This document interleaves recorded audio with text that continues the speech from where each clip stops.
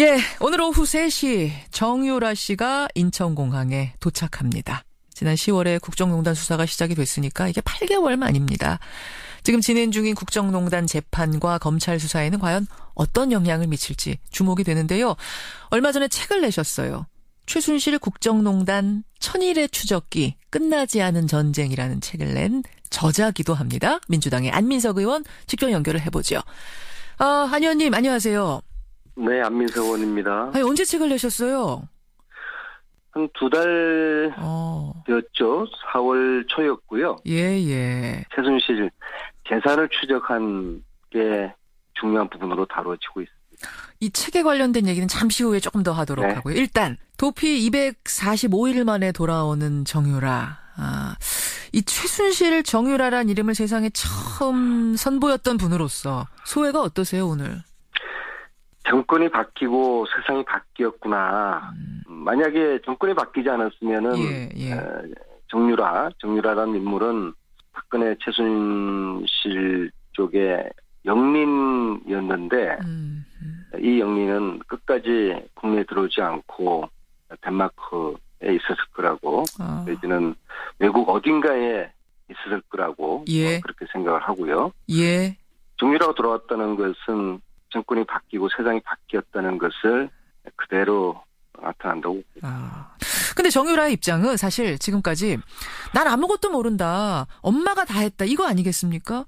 이게 돌아온다고 한들 얼마나 큰 역할을 할까요? 지금까지 정유라 입장은 최순실에 의한 지시된 강제된 시나리오에 의한 입장이었다고 생각을 합니다. 그리고 그것은 최순실 박근혜라는 범죄자들이 시종일관 범죄 혐의를 부인하고 모르쇠로 일관하고 있는 입장, 이거 역시도 철저히 기획된 의도된 입장이듯이 정유라 역시도 모든 걸 엄마한테 다 떠넘기고 자신은 모른다고 하는 거 역시도 의도되고 기획된 입장이라고 보거든요. 그런데 정유라가 입국하고 또 검찰이 제대로 수사를 하면은 정유라 씨의 태도가 바뀔 수 있는 여지가 저는 상당히 많다고 보고요. 또 그로 인해서 최순실이나 박근혜 범죄 혐의들도 본인들이 진술 태도나 신경도 바꿀 수 있다고 그렇게 저는 보고 있습니다. 노승일 부장이 얼마 전에 저희 프로그램에 출연을 해서 그런 말 했어요. 정유라는 럭비공 같은 사람이다. 일단 들어와서 조사를 잘하기 시작하면 어디로 튈지 모른다. 어떤 발언이 나올지 모른다라는 이야기를 했습니다. 동의하십니까? 예, 동의하고요. 안민석 의원이 봐온 정유라, 파악해온 정유라도 역시 럭비공? 혹은 뭐 다른 비유가 가능합니까? 그 주변의 인물들을 통해서 본 정유라는 대단히 자기중심적이고 또 자기 어떤 감정 조절 제어 능력이 떨어지는 그런 성격이거든요. 그래요. 그래서 그것을 노승일 부장이 이제 럭비공으로 표현한 것 같고 따라서 검찰이 이 수사를 제대로 하겠다 그런 의지만 가지면은 여러 가지 방식으로 정유라의 진실의 입을 열 수 있을 거라고 보고 있습니다. 그 최순실 씨가 딸이 입국한다는 소식을 듣고선 굉장히 흥분했다 그래요, 법정에서. 그래서 검찰한테 딸한테도 나한테 협박하는 식으로 하지 말아라라든지 뭐 소리를 지르면서 흥분을 했다 그러던데 이렇게까지 흥분을 하는 이유도 딸이 온다는 게 상당히 와서 무슨 얘기를 할지 한마디로 걱정이 돼서 그런 걸까요? 좀 그런 두려움이 있는 걸까요? 그 주변의 인물들을 만나면서 제가 판단하는 최순실은 굉장히 치밀하고 아주 무서운 그런 사람이거든요.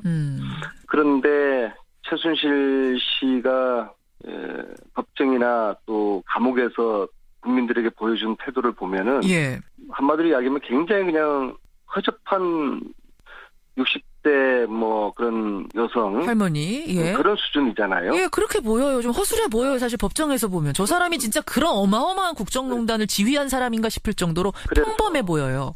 저는 최순실 씨의 그러한 은행을 국민들이 좀 눈여겨볼 필요가 있다고 봅니다. 무슨 말씀이세요? 그러니까 자기 자신을 과소평가를 해주기를 바라는 의도된 그런 발언들이라는 그런 저는 의심을 해요. 그래요? 네, 저희들이 감옥에서 청문회도 하지 않았습니까? 예, 그러셨었죠. 그때. 예. 그때도 이제 정유라 이야기 나올 때마다 흐느끼고, 그리고 이번에 역시도 정유라 이야기하면서 흥분하고, 예. 그런 것들이 치밀하게 계산된 코스프레라고 할까요?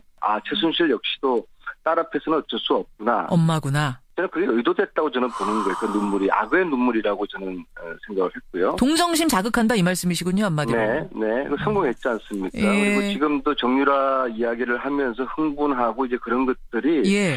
국민들에게 최순실이라는 인물에 대한 긴장감을 놓치게 하는. 그래서 이게 결국에는 사건의 본질인 재산 문제에 대해서 국민들이 지금 관심을 놓치게 하는 그런 논의는 지금 어느 순간에 갑자기 지금 들어갔단 말이에요. 알겠습니다. 사실 최순실 입장에서는 상당히 속으로 아마 비웃지 않을까 그런 생각 봅니다. 예. 이번에 정유라 씨가 도착을 해서 수사를 검찰이 잘하게 되면 국정농단 수사 제2탄이 시작되는 어떤 도화선이 될 수 있을 거라고 보세요?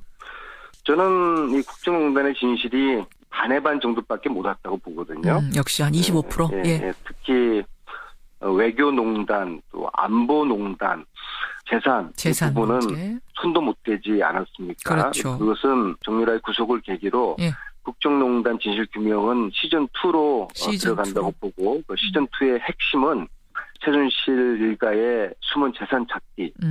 본격적인 전쟁은 최순실 재산 몰수입니다. 그런 면에서 오늘 정유라가 국정농단의 핵심 키맨 중에 한 명이기도 하지만 특히 최순실의 은닉 재산에 대해서 내용을 다 알고 있는 인물이거든요.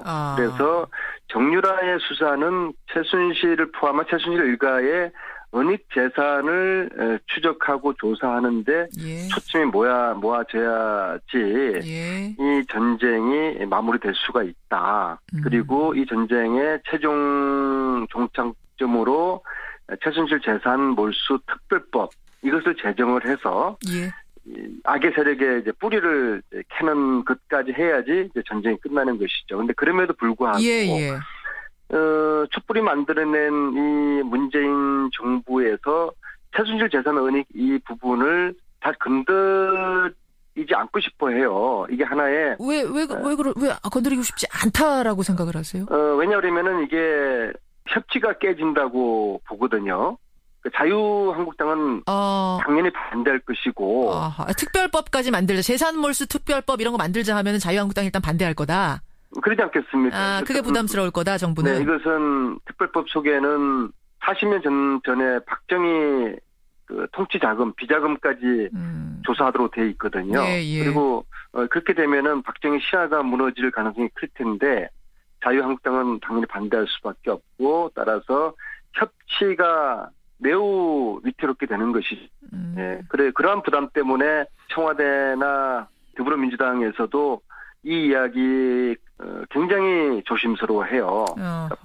최순실 박근혜가 정유라를 영린으로 보듯이 우리 쪽에서는 마침 최순실 은닉 재산을 영린으로 보는 그런 분위기가 묘하게 형성돼 있어요. 그래서 저는 더 이상 이것을 정치권에 기대할 수는 없다는 판단하에서 오늘부터 당분간 국민들 상대로 전국 강연을 돌려고 합니다. 더불어민주당 안민석 의원 지금 만나고 있습니다. 그 내신 저서 말입니다. 저서에 보면은 195페이지에 이런 부분이 있어요. 최순실이 정유라를 비례대표 국회의원으로까지 만들려고 이대에 입학시키려 했다. 이건 저는 처음 듣는 얘기인데 이건 무슨 얘기입니까? 박태환 선수를 올림픽 출전을 방해하지 않았습니까? 그런 의혹이 있죠. 그래서 왜 그럴까를 추적을 하면서 박태환 선수도 만나고 주위 분들을 만나면서 맞춘 퍼즐이 2010년 올림픽 출전 이후에 IOC 위원 도전한다는 이제 그런 퍼즐들에 상당히 맞춰냈고요. 분명히 최순실은 말도 안 되는 소리라고 부인을 할 것입니다. 박태환 선수를 왜 그렇게 올림픽 출전하지 못하게 했는지 그 역시도 저는 최순실 씨가 이야기를 국민들에게 한번 해봤으면 좋겠습니다. 예. 정유라 씨 오늘 오후 3시에 귀국을 합니다. 귀국 앞두고 정유라란 이름을 세상에 처음 밝혀낸 분 안민석 의원 만나봤습니다. 안 의원님 고맙습니다. 네, 감사합니다. 더불어민주당 안민석 의원이었습니다.